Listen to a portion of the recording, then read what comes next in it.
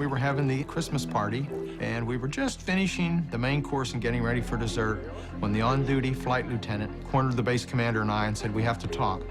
The UFO is back." Here he comes from the south. He's coming toward us now. Does what happened at the military base and Rendlesham Forest establish that these UFOs are under some type of non-human intelligent control? Watch this video until the end to decide for yourself.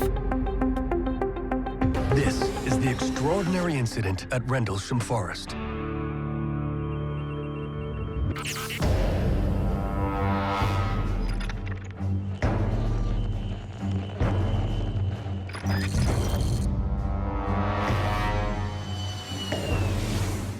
My name is Colonel Charles Halt.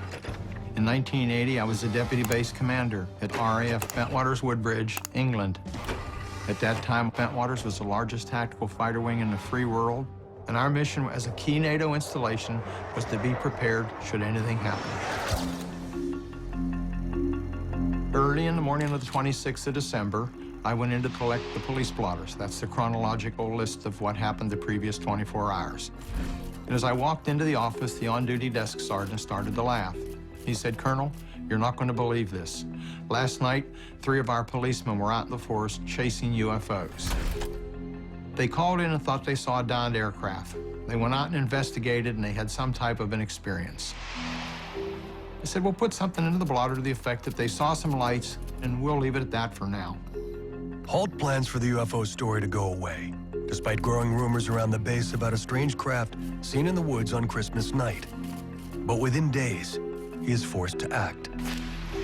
2 nights later, we were having the Christmas party, and we were just finishing the main course and getting ready for dessert when the on-duty flight lieutenant cornered the base commander and I and said, "We have to talk. The UFO is back." I was sure I could put this thing to rest. So I took my little pocket recorder, which I carried everywhere, an APN 27, which is a Geiger counter, and we went out into the forest. Late in the evening on December 27, 1980, Colonel Halt takes a team of 4 officers, including a flight commander and a disaster preparedness expert, out to the site where the alleged craft had landed 2 nights earlier.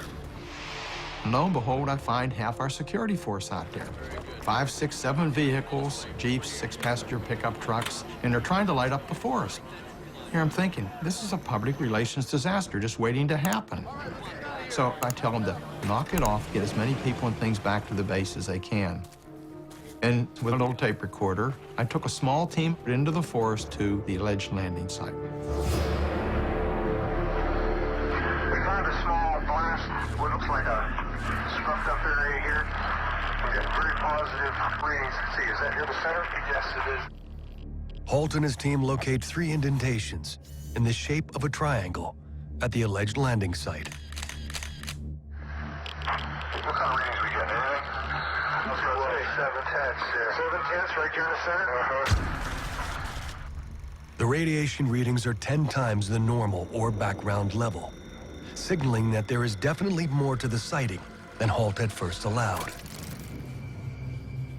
We found rub marks on the trees facing the site and quite a few broken branches on the ground.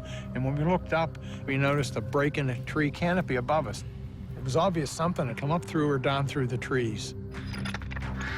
As we're investigating, we also hear the barnyard animals, the cows and the chickens, sort of went into a frenzy for a short period of time and then got very silent.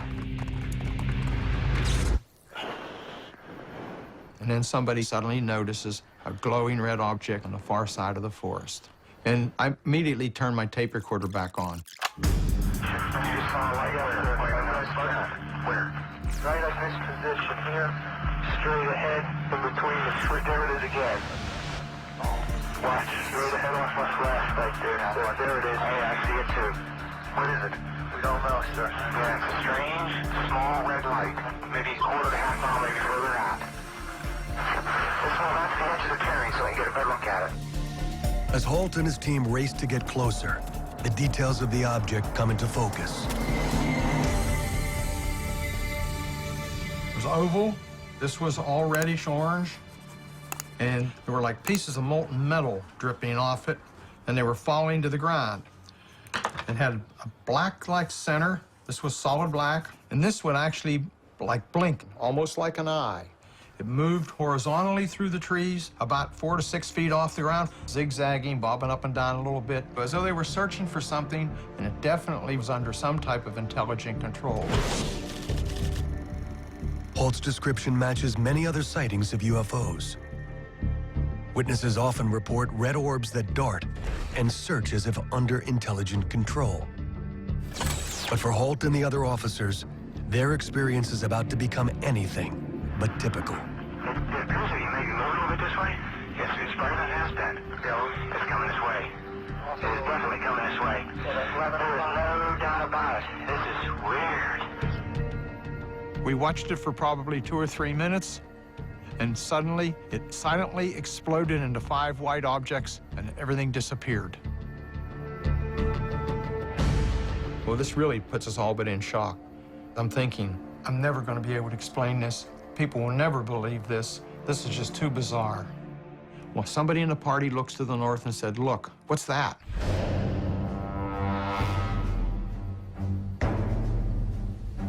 And we see 4 or 5 objects that are elliptical with multi-color lights, probably 3,000 or 4,000 feet in elevation, and they're moving at high speed with sharp angular movements.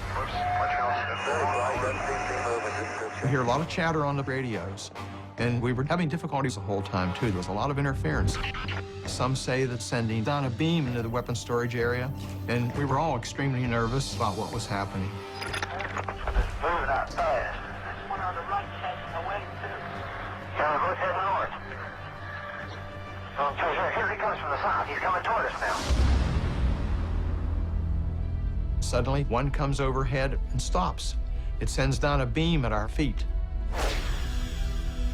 When the beam came down, we stood perfectly still. I don't think anybody moved. Everybody just stood there in shock. And it's going through my mind, there has to be some type of a reason for this. Is this a communication? Is this a weapon? Is this a warning? What do we do now? Holt and his men are transfixed by the craft looming overhead. The sight is something unfamiliar to these trained military professionals. Never seen anything like it. And while we're standing there, just as suddenly as it appeared, click, it's gone. I'm thinking, there is no real explanation for all of this. Why did I get involved? This is not exactly career enhancing. Over 60 Air Force personnel are reported to have seen a UFO during the 2 nights that comprised the Rendlesham incident. According to witnesses, this really shook up the base. This was during the Cold War. This was a nuclear-armed outpost, and it was an incursion, a national security concern to both the British and the Americans. The sighting is never officially explained, leaving the witnesses to question what they believed they saw.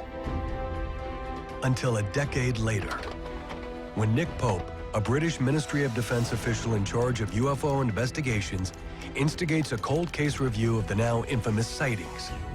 It was soon clear to me that the original investigation had been fatally flawed. Troubled by these failures, Pope takes his investigation deeper. In 1994, he interviews a man who would become a key witness in the case, Sergeant James Peniston, a senior American airman in charge of security. 2 days before Colonel Holt's sighting, Sergeant Peniston had also seen the UFO, and he and 2 other airmen had actually approached this object, and he got close enough to produce some spectacular drawings.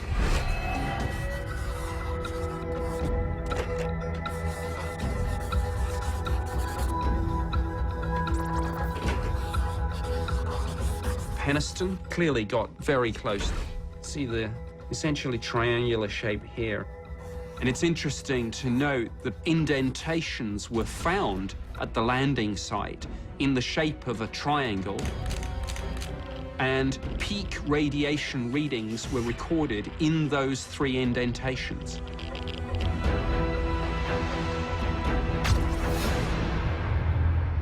As the 3 of us got closer to the craft, we started experiencing radio difficulties. The air around us was electrically charged, and we could feel it on our clothes, our skin, and our hair. Nothing in my training prepared me for what I was witnessing. Sergeant Peniston observed the craft for nearly 45 minutes. One of the most intriguing pieces of information were strange symbols that he saw on the side, which he said reminded him a bit of Egyptian hieroglyphs. And he sketched this in his police notebook.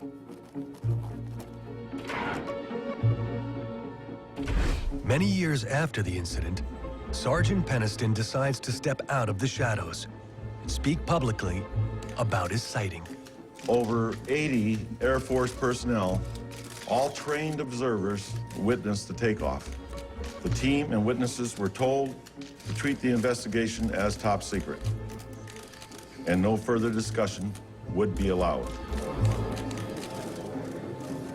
I think in looking back at the Rendlesham Forest incident, it was very clear to me that we did have solid evidence of a compelling UFO case, that an unidentified object or objects was operating over the UK.